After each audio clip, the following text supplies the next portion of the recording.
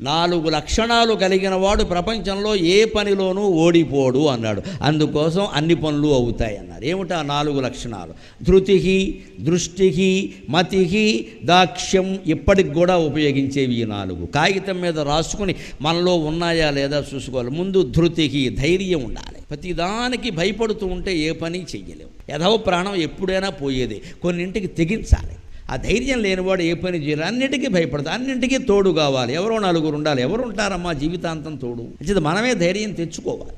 ధృతికి, దృష్టికి అంటే ముందు చూపు ఉండాలి. మతికి, మేధ అంటే తెలివితేటలు. పని చేస్తున్నామంటే తెలివి ఉండాలి. ఆ తెలివి లేకపోతే పని నాశనం అయిపోతుంది.